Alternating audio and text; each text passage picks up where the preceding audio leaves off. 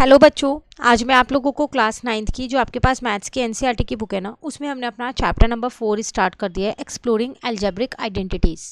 तो आज की क्लास में हम लोग क्या करने वाले हैं, आज हम 4.3 टॉपिक करने वाले हैं। लास्ट क्लास में हमने अपनी एक्सरसाइज 4.1 तक कंप्लीट कर लिया था।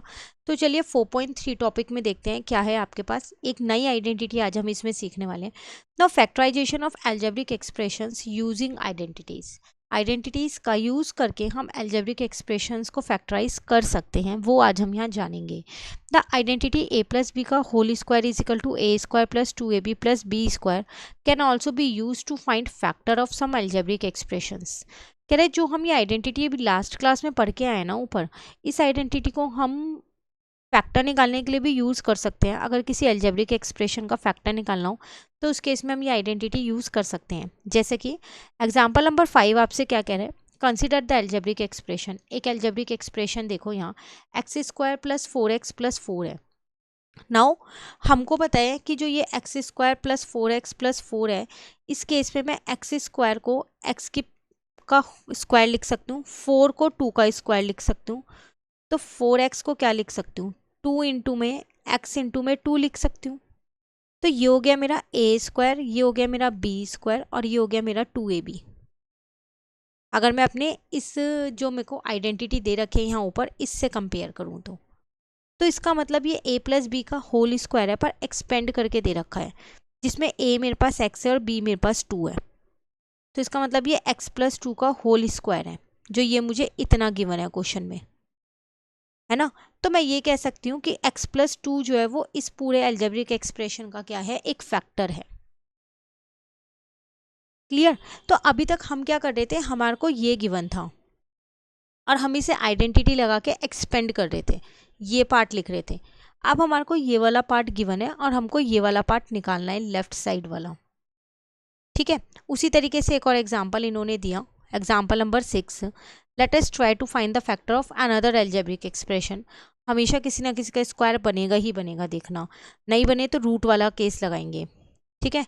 नाउ 36x स्क्वायर प्लस है आपके पास 12x प्लस का 1 है। तो 36 को आप 6 का स्क्वायर लिख सकते हो, 1 को तो 1 का स्क्वायर ही लिख सकते हो। बीच में होता है 2ab, 2, अब a की जगह लिखो 6x, b की जगह लिखो 1, प्लस ऐसे ही डालो, बन गया ना। सॉल्व करने के बाद ना वही आना चाहिए, जब आप सॉल्व करो तो आ रहा है वही नंबर। तो इसका मतलब ये 6x प्लस 1 का होल स्क्वायर है। तो 6x प्लस 1 जो है इस अलजेब्रिक एक्सप्रेशन का क्या है, एक फैक्टर है। ठीक है। बस आपको ये पता होना चाहिए a और b क्या आ रहे हैं। तो a आपके पास 6x है फर्स्ट नंबर, b आपके पास लास्ट वाला 1 है। क्लियर हुआ। एक और एग्जाम्पल है और अच्छे से क्लियर हो जाएगा। तो अब आपसे क्या करें, late us try two factor. अब आपको क्या करना है, फैक्टर निकालने अगेन इसके, what will be a and b। a और b भी इस केस में आपको बताना है। तो ध्यान से एक बार यहाँ देखो, आपके पास है 50p स्क्वायर प्लस 60pq, बीच वाला नंबर हमेशा 2ab है। और दूसरा तरीका याद करने का, जब दो टर्म्स एक साथ हैं, दो वेरिएबल्स एक साथ है, वो ab वाली फॉर्म के हैं। ठीक है। 50 किसी का भी स्क्वायर नहीं होता, क्या करोगे जब 50 किसी का भी स्क्वायर होता नहीं है। तो मैं यहाँ से 2 को कॉमन ले सकती हूँ, तो ये आ जाएगा 25p स्क्वायर प्लस 30pq अब प्लस 9q स्क्वायर। अब मैं 2 को तो बाहर ही रहने देती हूँ, 25p स्क्वायर की जगह 5p का होल स्क्वायर लिख दिया, लिख सकते हैं, अभी इसे छोड़ दो। और 9 को 3q का होल स्क्वायर लिख सकते हैं, क्योंकि 3 3 जा 9 होता है। ब्रैकेट में 2, a की जगह मैंने 5p लिखा, b की जगह मैंने 3q लिखा।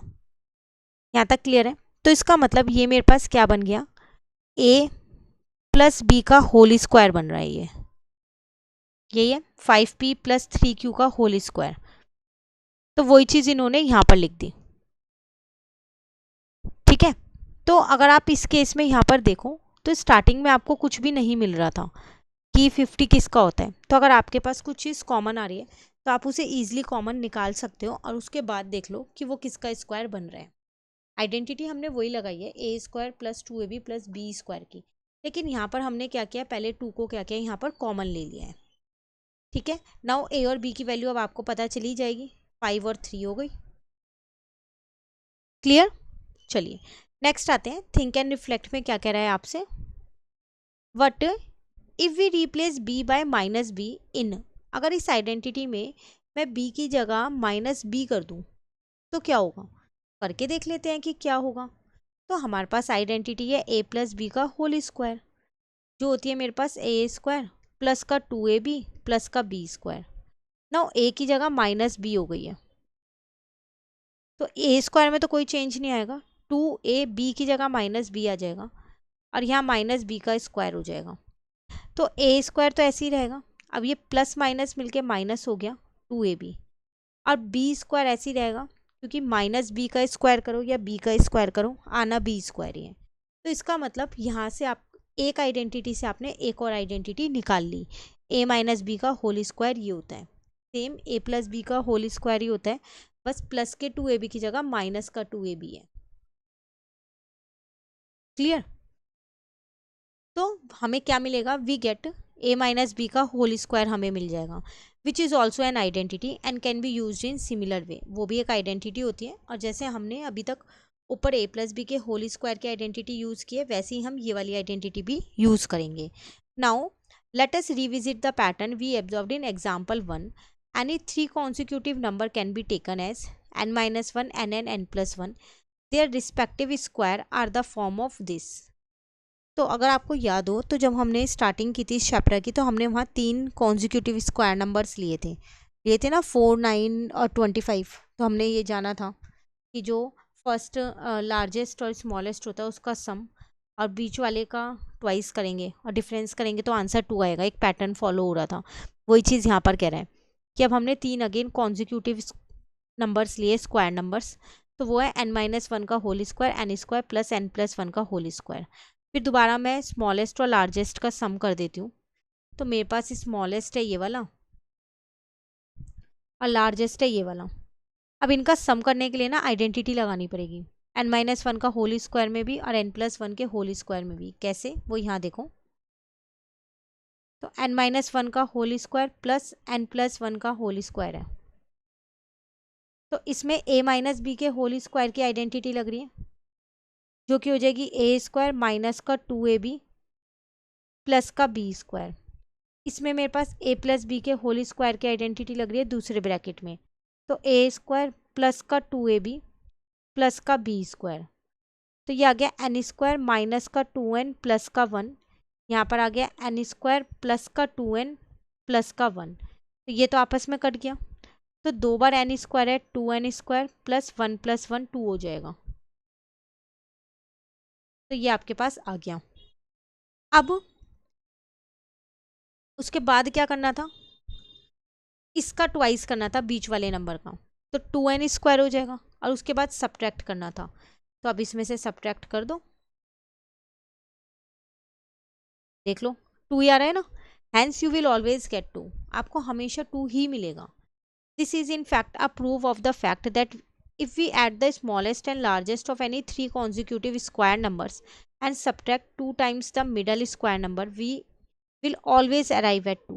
तो ये एक प्रूव हो गया है कि अगर आप 3 कॉन्जिक्यूटिव नंबर्स लेते हो और उसमें से लार्जेस्ट और स्मॉलेस्ट का तो आप क्या कर रहे हो, यहाँ पर सम कर रहे हो, ठीक है, और उसमें से आप किसको सब्ट्रैक्ट करो, जो बीच का नंबर है गया उसका ट्वाइस करके सब्ट्रैक्ट कर, तो आपका आंसर हमेशा 2 आएगा। Just as an identity A plus B का होल स्क्वायर आपके पास ये होती है, which can be use to find the square of numbers. आप किसी भी नंबर का स्क्वायर इस आइडेंटिटी की हेल्प से फाइंड कर सकते हो। सिमिलरली ए माइनस बी का होल स्क्वायर भी आप ऐसे ही यूज़ करोगे, किसी भी नंबर का आप स्क्वायर इसकी हेल्प से भी फाइंड कर सकते हो। For example suppose we have to calculate 29 का स्क्वायर, इसको आप 2 तरीके से निकाल सकते हो। आप इसे 30-1 का होल स्क्वायर लिख सकते हो, तो आप इसमें ये वाली आइडेंटिटी यूज़ करोगे,